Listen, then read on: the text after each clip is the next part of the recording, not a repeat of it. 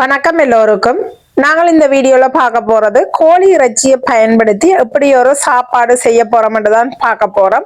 என்னென்ன பொருட்கள் பயன்படுத்தி செய்ய போறோம்னு தொடர்ந்து பார்ப்போம் வாங்கோ. தேவையான பொருட்கள்: கோழி இறைச்சி, உருளைக்கிழங்கு, கேரட், தேசிக்காய், வெங்காயம், இஞ்சி, வெள்ளைப்பூடு, உப்பு, மிளகுத்தூள், சீரகத்தூள், மிளகாய்த்தூள், மல்லித்தூள், மஞ்சள், எண்ணெய். முதல்ல நாங்கள் இந்த மிளகரைகளை துப்புரவு செய்து எடுத்துக்கொள்ளுவோம்.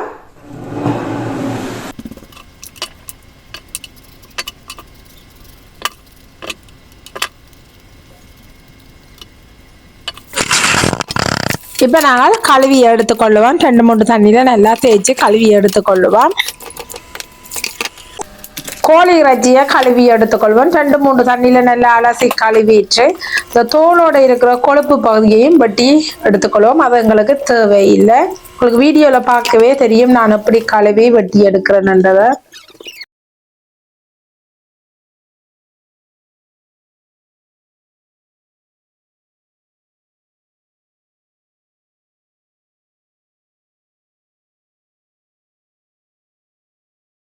இப்ப நாங்கள் வெள்ளைப்பூட இடிச்சு எடுத்துக்கொள்ளுவோம்.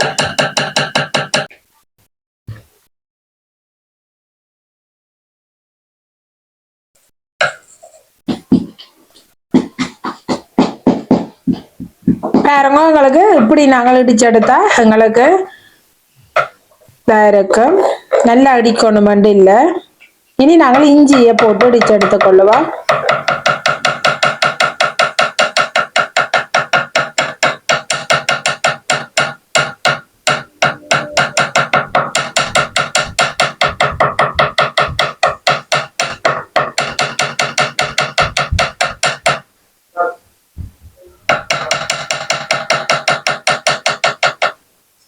இஞ்சியும் நாங்கள் இப்படி இடிச்செடுத்தா எங்களுக்கு ஓகேயா இருக்கும். இஞ்சின்ற சாறு இறங்கிக்கொள்ளும். நல்லா இடிச்செடுக்கணும் இல்லை.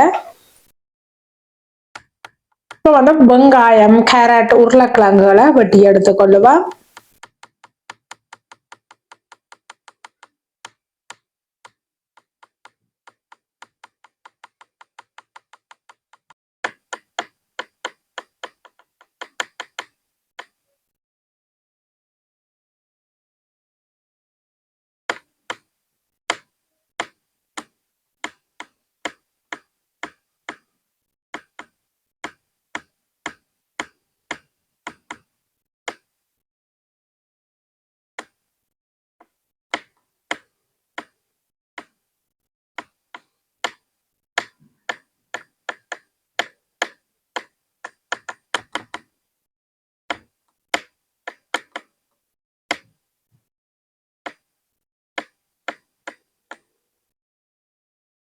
இப்ப பாத்தீங்கன்னா நாங்கள் எல்லாம் வெட்டி எடுத்துட்டேன். இனி நாங்கள் எப்படி கலந்து கொள்ள போறோம்ன்றதை பார்க்க போறோம். இப்ப நிறையில வெங்காயம், வெள்ளைப்பூடு, இஞ்சியோட நான் சன்ஃபிளவர் ஆயில் தான் விட்டுருக்கிறேன்.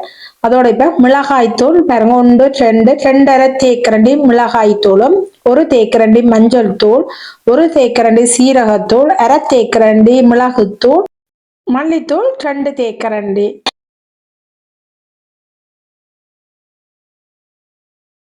உப்பு பாருங்க 2 தேக்கரண்டி அளவு உப்பு போட்டிருக்கிறேன். உங்களோட தேவைக்கேற்ற மாதிரி நீங்கள் உப்பு எடுத்துக்கொள்ளுங்க. இனி வட்டி வச்சிருந்த தேசிக்காயை நாங்கள் புளிஞ்சு விட்டு கொள்ளுவோம். தேசி புளிய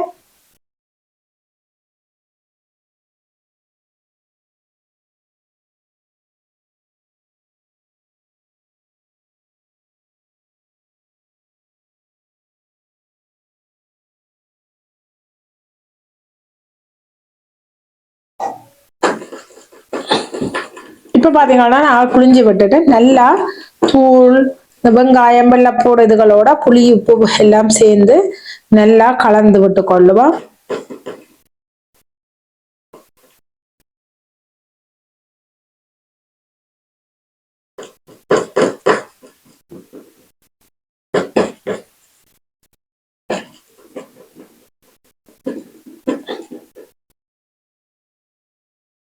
இப்ப பாத்தீங்கன்னா நாங்கள் நல்லா கலந்துட்டு இனி இறைச்சியை நாங்கள் நடுவில் 2 மெல்லிசா கீறி கீறி விடணும். இப்போ வீடியோவில் உங்களுக்கு பார்க்கவே தெரியும் நான் இப்படி கீறி விடுறேன்னு. நாங்கள் இப்படி கீறி விட்டால் தான் இந்த மசாலாக்கள் எல்லாம் இறைச்சியில் போய் எங்களுக்கு சாப்பிடக்க நல்ல சுவையாக இருக்கும். பாருங்க, உங்களுக்கு வீடியோவில் பார்க்கவே தெரியும். இப்போ நாங்கள் எல்லாம் வெட்டிட்டோம். இனி நல்லா நாங்கள் கலந்து விடணும். நல்லா கலந்து விட்டோம்னா தான் இந்த இறைச்சியோட வெங்காயத்தின் சாறு, இஞ்சி, வெள்ளைப்பூடு, எண்ணெய், மிளகாய் தூளுகள் எல்லாம் கலந்து உங்களுக்கு சாப்பிடக்க நல்ல சுவையா உரைப்பு, உப்பு, புளி, காரம் எல்லாம் அளவா இருக்கும். நல்லபடியா நல்லா கலந்து விட்டு கொள்ளுவோம்.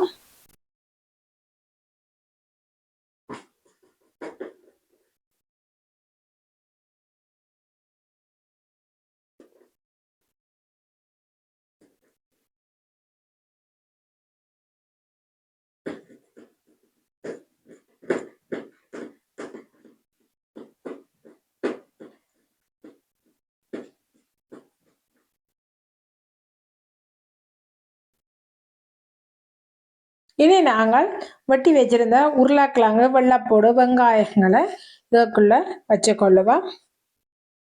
பாருங்க, நாங்கள் இடைக்கிட தூரம் ஒன்றா தான் வைக்க போறோம். எங்களுக்கு இந்த கோழி இறைச்சியில இருந்து வர கொழுப்பு, எண்ணெய் இதுகள் எல்லாம் சேர்ந்து எங்களுக்கு இதுவும் அவிஞ்சு வந்துடும். இதை நான் அவனுக்கு தான் வச்சு பேக் பண்ணி எடுக்க போறேன். ஆனப்படியா எல்லாமே இந்த கோழியில இருந்து வர தண்ணி, எண்ணெயிலோ எல்லாத்திலும் அவிஞ்சு எங்களுக்கு வந்துடும். இப்போ பார்த்தீங்கன்னா நாங்கள் எல்லாம் படிவாக ரெடி பண்ணி எடுத்துட்டேன். மேலாலையும் நான் ஒரு கொஞ்சம் போல் எண்ணெய் விட்டு கொள்ள போகிறேன். பாருங்க, உங்களுக்கு வீடியோவில் பார்க்கவே தெரியும். நான் அப்படி ஒரு கொஞ்சம் எண்ணெய் தான் விடணும். 2 மேசக்கரண்டி அளவு எண்ணெய் இப்படி கொஞ்சம் கொஞ்சமாக நீங்கள் விட்டு கொள்ளுங்க. விட்டுட்டு இனி நாங்கள் இப்படியே பேக் பண்ணி எடுத்துக்கொள்ளுவோம். பாருங்க, எல்லாம் ரெடியாக எடுத்து வச்சிருக்கிறேன். இனி நான் இந்த அவனுக்கு தான் வைக்க போகிறேன். இருக்கு இதில் என்ன பார்த்தீங்கன்னா நாங்கள் 2 மணத்தியாலயம் அப்படி வச்சுக்கொள்ளணும்.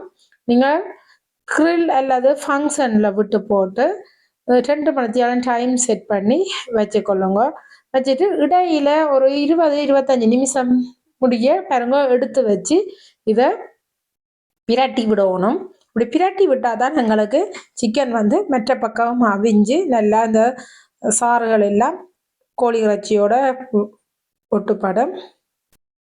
200 பாகை வெப்பத்தில் வச்சு கொள்ளணும். எடுத்து 2 மணத்தியாலயம் அப்படி தேவையில்லை. 1.5-1.25 மணத்தியாலயம் காணும் எங்களுக்கு.